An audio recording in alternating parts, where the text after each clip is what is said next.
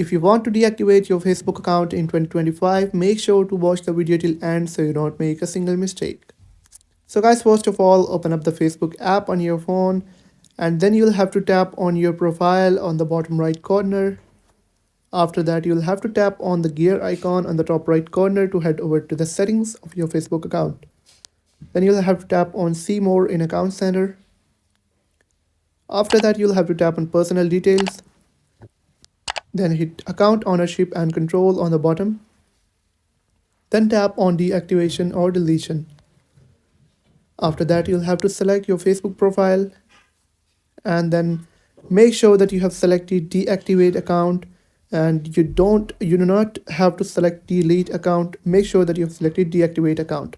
Then hit continue again. Then hit continue again.